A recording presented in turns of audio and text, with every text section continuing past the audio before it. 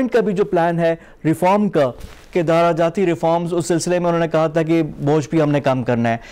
Pakistan steel मिल 2015 से बंद है। 2006 में जब इसकी निष्कारी की कोशिश हुई, सुप्रीम कोर्ट ने उसको रोक दिया। ओमिशन और कमीशन का केस उसको कहा गया था। उसके बाद से डाउनवर्ड स्पायरल है जो मुसलसल जारी है। अब स्टील मिल का मुस्तकबिल क्या होगा? जो गवर्नमेंट के प्लान है, क्या उस पर अमल पैरा कर सकेगी गवर्नमेंट? कोई स्ट्रेटेजिक पार्टनर या इन्वेस्टर लेकर आएगी जिसके साथ चलाएगी? जो मुलाजमीन है, क्या उनके साथ वो काम करेंगे? गोल्डन हैंडशेक होगा? क्या होगी सारी सूरत हाल? इन तमाम इशूज पे गुफ्तगू करने के लिए हमें ज्वाइन कर रहे हैं ममरेज खान साहब। ये कन्वीनर है Pakistan steel mill consultative group के। ममरेज खान साहब, अस्सलाम वालेकुम and welcome to the show. वालेकुम अस्सलाम। ममरेज साहब, ये जो फैसला है गवर्नमेंट का 4544 एम्प्लॉइज को निकालने का, इस पे क्या आप लोग सरप्राइज थे? ये तो ऑफिंग था, पहले से ही था, गवर्नमेंट का प्लान्स भी थे, तो आप लोग इसमें अब क्या रिएक्शन होगा, लाएअमल क्या होगा आप लोगों का? बहुत शुक्रिया जी पब्लिक टीवी का कि हमें मौका दिया अपना मौका बयान करने का। ये पाकिस्तान स्टील मिल के इन एम्प्लॉइज को सुप्रीम कोर्ट ऑफ पाकिस्तान का एक फैसला आता है 12 मार्च 2020 को। वो पाकिस्तान स्टील मिल की अपील थी कि कुछ लोगों की प्रमोशन की थी हाई कोर्ट ऑफ सिंध ने, तो स्टील मिल ने अपील की थी। तो उस अपील के लिए चीफ जस्टिस साहब ने यह सवाल किया कि पाकिस्तान स्टील मिल 2015 से बंद है, आप लोगों को प्रमोट कर रहे हैं, तनख्वाह दे रहे हैं, वजह क्या है? तो उसका उन्होंने हाई कोर्ट ऑफ सिंध का जो ऑर्डर है वो सस्पेंड कर दिया और इन्हें कहा कि उन लोगों को जो है वो डिमोट करो, सारा कुछ करो, और आप 4 हफ्ते में हमें इसकी रिपोर्ट दो कि आपका प्लान क्या है और ये वजूहात क्या है स्टील मिल के बंद होने की। ये वो नहीं देते हैं। मई के अंदर ये वहां पे एक पिटीशन फाइल करते हैं कि जो सुप्रीम कोर्ट ने कहा है तमाम लोगों को निकाल दिया जाए।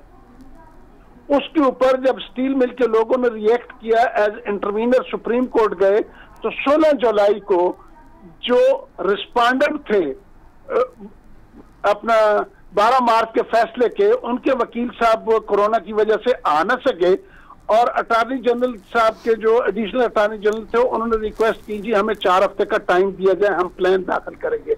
अभी तक इसका सुप्रीम कोर्ट ने फैसला नहीं किया और इमरान खान साहब की हुकूमत, वजारत सनत और पैदावार और पाकिस्तान स्टील मिल सुप्रीम कोर्ट का ऑर्डर भी इंप्लीमेंट नहीं कर रही, जिसकी अपील में ये खुद गए। अच्छा खान साहब, यहाँ पे कुछ सवाल हैं जो मैं वन बाय वन करूंगा, आपसे मैं जवाब भी चाहूंगा। सबसे पहली बात यह है कि प्लान तो पहले से अनाउंस था, ये सरप्राइज तो नहीं होना चाहिए। गवर्नमेंट ने कहा था कि जी हम गोल्डन हैंडशेक देंगे, PIA, स्टील मिल, रेलवे, तीनों को महकमों का कहा हुआ है। दूसरा, एक महकमा अगर 5 साल से बंद है तो फिर कैसे वो सैलरीज दे सकता है? मुसलसल खसारे में है, 176 बिलियन, 200 बिलियन, 2 फिगर्स आ रहे हैं कि इतना यानी नुकसान में, खसारे में है। तो ऐसे इदारे को कैसे फिर आगे चलाया जाए, ऐसे किया जाए? एम्प्लॉयज अगर इतने ज्यादा हैं तो घर बैठे कहाँ पे सैलरी मिलती है?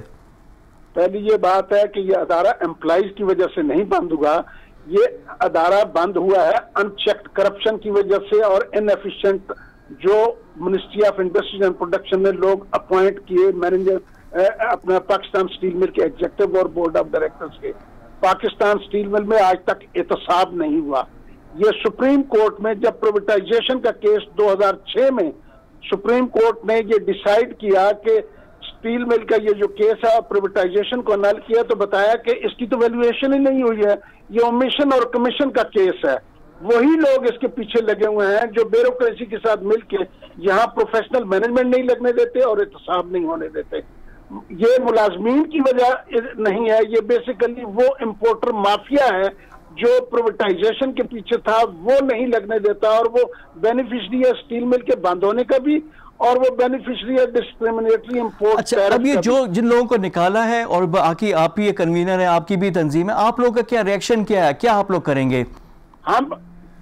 हमारे केसेस हम ऑलरेडी सिंध हाई कोर्ट में गए हुए हैं। ये जो सीओ पाकिस्तान स्टील अपॉइंट किया है, इसकी अपॉइंटमेंट को चैलेंज किया हुआ है। हमारा केस कोर्ट में लग नहीं रहा है, इनको नोटिस है। इसी तरह हम सुप्रीम कोर्ट में जून से वहां गए हुए हैं एज इंटरवीनर कि ये जो रिट्रेंचमेंट है without investigating factor leading to losses unjustified है, वो केस अभी लग नहीं रहे।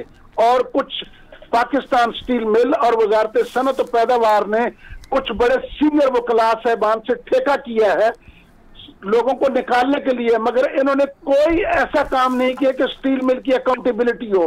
2006 से लेकर अब तक $12 अरब का मेरे पाकिस्तान की इकोनॉमी को लॉस पहुंचा। ये 3 अकाउंट हैं, पाकिस्तान स्टील मिल का नुकसान, लॉस ऑफ रेवेन्यू और एडिशनल इंपोर्ट बिल। लेकिन मवेश खान साहब, आप लोगों की डिमांड क्या है? कर सकते हैं नहीं, कैसे बहाल करेंगे? यानी पिछले 5 साल से तो बंद है। हुकूमत हमारे साथ बैठे, हमने इनको प्रपोजल दी कि जनाब हमारे बहाली प्लान में आपको करना ये पड़ेगा, प्रोफेशनल मैनेजमेंट लगाएं जो स्टील मिल के वर्कर को मोटिवेट करे काम पे, बिजनेस कम्युनिटी का कॉन्फिडेंस हो और इन्वेस्टर को अट्रैक्ट करे।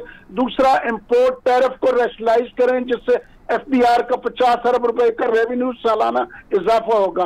तीसरा, एहतसाब करेंगे नैब और विसल ब्लोअर की मदद से 150 अरब रुपए आपको रिकवर होगा।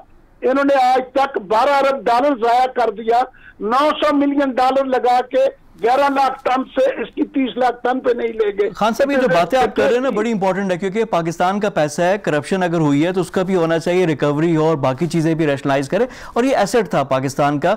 लेकिन अब इसमें एक और चीज भी है, फैक्टर है, पार्टी है, वो सिंध गवर्नमेंट है। सिंध गवर्नमेंट और वफाक आमने सामने है। अब सिंध गवर्नमेंट आप लोगों के साथ खड़ी हो जाएगी क्योंकि वफाक का फैसला है।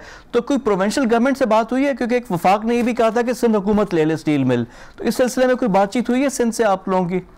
देखिए, जहां तक है हमने सिंध गवर्नमेंट से कोई बात नहीं की। सिंध गवर्नमेंट ने खुद ये कहा था, आसिफ अली जरदारी साहब ने, कि 18वीं तरमीम के बाद, ये जुलाई में 2019 में मीटिंग हुई थी नेशनल असेंबली स्टैंडिंग कमेटी की, कि पाकिस्तान स्टील मिल जो है ये सिंध का एसेट है 18वीं तरमीम के बाद, और कोई फैसला करना है तो हमसे पहले बात करें।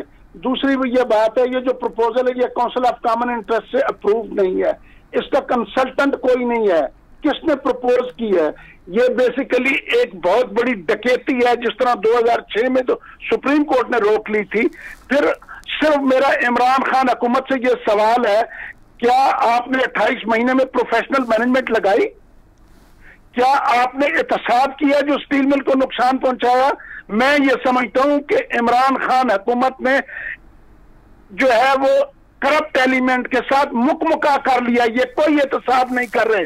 अगर ये एहतसाब करें तो पाकिस्तान स्टील मिल के अपने वसाइल हैं, हम इनको बहाल करके देते हैं। हम उन रिटायर्ड टेक्निकल लोगों को बहाल करेंगे, उनको लेके आएंगे कॉन्ट्रैक्ट पे, 3 साल में हम इस मिल को बहाल करके देते हैं। स्टील मिल के अपने वसाइल हैं, इसके मसल को पैरालाइज किया गया है। लेकिन खान साहब, ये देखिए ना, एक दिन की बात नहीं है, चीनी रूसी की जरूरत नहीं है। रूसियों ने तो लगाई थी स्टील मिल, लेकिन ये परवेज मुशर्रफ के जमाने में भी नुकसान था, पीपल्स पार्टी भी नहीं चला सकी, नून वाले जिनका स्टील मिल टेक्सटाइल का काम था वो नहीं चला सके, और अब PTI भी नाकाम हो गई। 2008 तक 23 साल ऑपरेटिंग प्रॉफिट में है, 13 साल उसमें से नेट प्रॉफिट में है। ये जो नीचे गई है नॉन प्रोफेशनल की अपॉइंटमेंट की वजह से गई है, और उनका जिनको लगाया उनकी परफॉर्मेंस कभी इवेलुएट नहीं की। अगर ये एहतसाब करें, प्रोफेशनल लोगों को लगाए, स्टील मिल गोल्ड माइन है, ये रीढ़ की हड्डी की है, हम इनको करके देते हैं। स्टील मिल में कोई खराबी नहीं है लोगों में, ये सारी खराबी वजारत सनत और पैदावार, फेडरल बोर्ड ऑफ रेवेन्यू, इस ब्यूरोक्रेसी और इन हुक्मरानों में है जिनका आज तक एहतसाब नहीं हुआ। अच्छा, लेकिन अभी जो 4500 तकरीबन लोग हैं, 4544, अब इनका क्या होगा? ये लोग प्रोटेस्ट करेंगे, अदालतों में भी जाएंगे। ये उसकी वजह ये मेरे मुल्क के साथ डकैती है। ये बात 4500 लोगों की नहीं है, मेरे मुल्क की इकोनॉमी की बात है, मेरी मुल्क की इकोनॉमिक ग्रोथ की बात है। कंस्ट्रक्शन इंडस्ट्री और इंजन इंडस्ट्री की ये मां है। पाकिस्तान स्टील मिल में आज भी हम हुकूमत से अपील करते हैं और अपोजिशन से, सियासत न करें इस अदारे पे। इस अदारे में जान है, ये अदारा खड़ा हो सकता है। मेरा पाकिस्तान स्टील मिल का मुलाजिम जो है वो एक असासा है, उनसे काम लेने के लिए मैनेजमेंट तो उनको दे। ये आज तक इसका एहतसाब नहीं हुआ। अगर स्टील मिल का एहतसाब हो जाए तो इस मुल्क का जो जुडिशल फ्लॉज है वो भी दूर हो जाएंगे। प्रोसिक्यूशन के नैब और FIA का तो परफॉर्मेंस ऑडिट नहीं होता, और स्टील मिल और ministry of industries and production किसी केस में कंप्लेनेंट नहीं है।